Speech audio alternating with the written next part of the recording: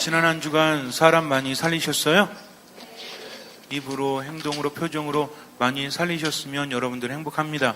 그러나 많이 죽였다면 빨리 행복해질 수 있도록 하느님 안에 머물러야 돼요. 내가 살아가면서 외적으로 나오는 모든 것들은 내적인 것을 반영합니다. 정말 중요해요.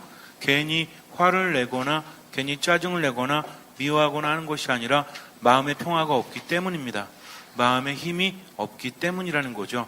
그래서 화를 내고 있을 때, 짜증을 내고 있을 때, 또는 공허함이나 우울감에 빠져 있을 때, 이 이유는 내 마음속에 지금 평화와 힘이 없기 때문이구나. 하느님께서 계시지 않으니까 이런 현상이 일어나는구나라고 알아채면 그때부터 바뀔 수 있다는 거죠. 근데 그것도 알아채지 못하고 자꾸만 자기 중심으로 나아가게 되면 다른 사람을 죽일 뿐만 아니라 결국은 누가 죽죠? 내 자신이 죽을 수밖에 없어요.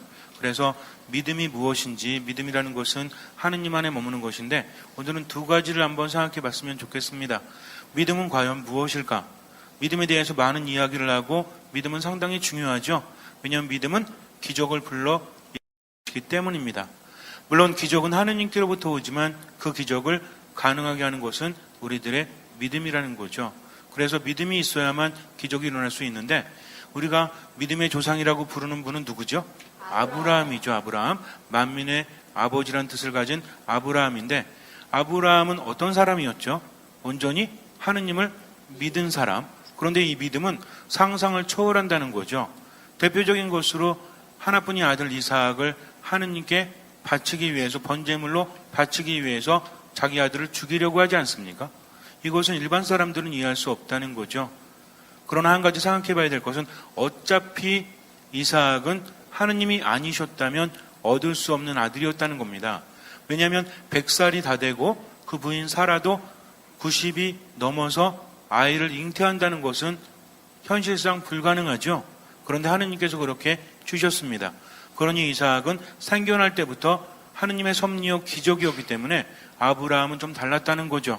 아들을 아무렇지도 않게 바칠 수 있었다는 것이 아니라 모든 것이 하느님께로부터 온다는 것을 이미 알고 있었기 때문이고 자기가 거부할 수 없다는 것도 알고 있었다는 것입니다. 그래서 믿음이라는 것은 뭔가 대단하게 능력을 발휘하는 것이 아니라 하느님을 알고 그분 안에 머무는 것, 어쩌지 못하는 전지전능하신 하느님, 하느님께서 원하시면 모든 것이 이루어질 수밖에 없다는 것을 인정하는 것이야말로 참으로 믿음이라는 거죠. 그렇다면 이런 믿음은 아픔이 따르겠습니까? 안 따르겠습니까? 하느님께서 원하시니까 아들 바치래. 알았어요. 내 죽여갖고 바칠게요. 하면서 자기 아들의 배를 가를 수 있어요? 그리고 내장을 더 꺼낸 다음에 번제물로 바칠 수 있습니까? 이거는 가능하지 않아요. 그럼에도 불구하고 하느님께서 시키셨기 때문에 참으로 심란하고 고통스럽고 괴로워도 뭐하지 않습니까? 판단하지 않는다는 거죠. 내가 이해할 수 있는 것만 추구한다면 그것은 믿음이 아니에요. 이해할 수 없는 것도 추구할 수 있어야 합니다. 그런데 이것뿐만 아니라 아브라함은 또 어땠습니까? 자손이 없을 때 하느님께서 아브라함의 자손을 하늘의 별처럼 헤아릴 수 없을 만큼 많이 해주시겠다는 말씀을 듣고 그는 무작정 길을 떠나지 않습니까? 어디로 가는지 알았어요? 몰랐어요? 어디로 가는지도 알지 못한 채 그냥 떠나갑니다. 물을 수도 없다는 거죠. 하느님이 가라 하시니까 그저 갈 뿐이에요. 적과 꿀이 흐르는 곳에 도착한다는 희망을 가지고 가지만 딴 사람들이 이미 살고 있었다는 겁니다. 그러니 거기에서도 뭐처럼 살아요? 이방인처럼 살아갈 수밖에 없었다는 거죠. 아니 불러주셨으면 제가 말년에 이게 무슨 고생입니까? 이제 죽을 날만 바라보는 나이였는데 하느님께서 부르셔가지고 따라왔는데 왔더니 뭐예요? 그냥 뭐 이렇게 빈터가 아니라 이미 자리 잡고 사는 사람들이 있었다는 거죠. 그러니까 자리도 제대로 잡지 못하고 이방인처럼 나그네처럼 그렇게 살아갑니다. 그러니까 하느님께 따질 수 있지만 아브라함은 따지지 않죠. 모든 것들 하느님께 맡기고 판단하지 않습니다. 이거는요 정말 대단한 것입니다.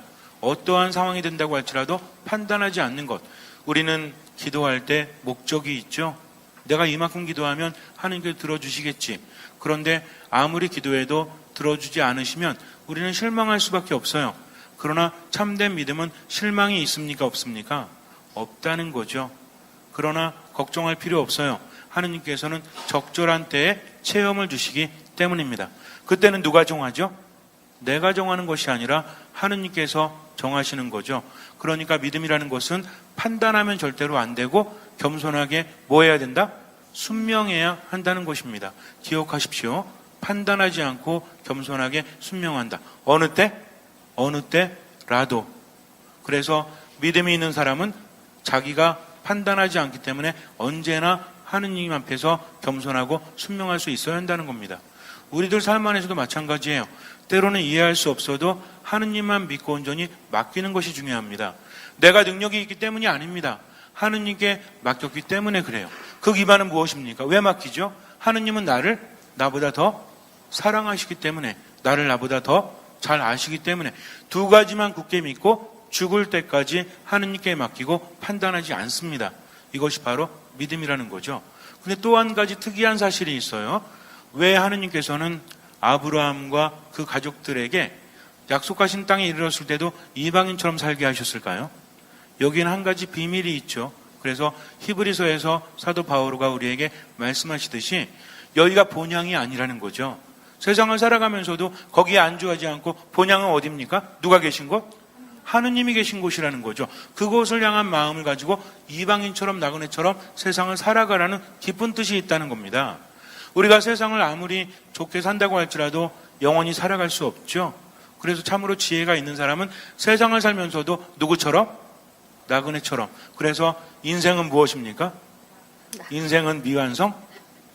인생은 나그네 길이에요. 기가 막힌 노래인 것 같아요. 누구 노래죠? 최희준 씨 노래죠? 예전에 최희준 씨가 인덕원 성당에서 총회장 하셨을 때 제가 같이 식사하면서도 최희준 씨인지 몰랐어요.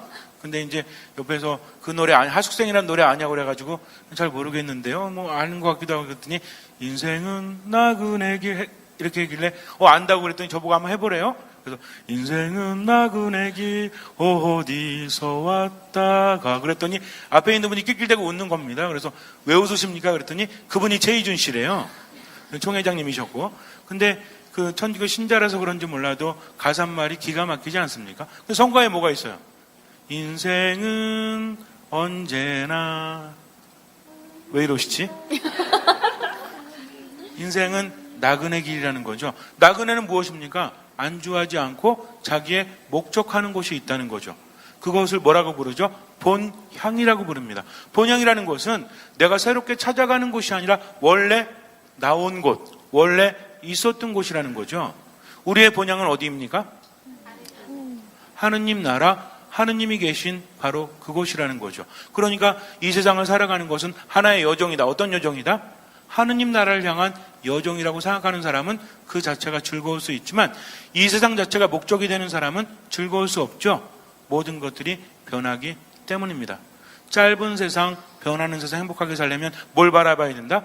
본향을 바라보는 사람이 되어야 한다. 이 말씀 중요합니다.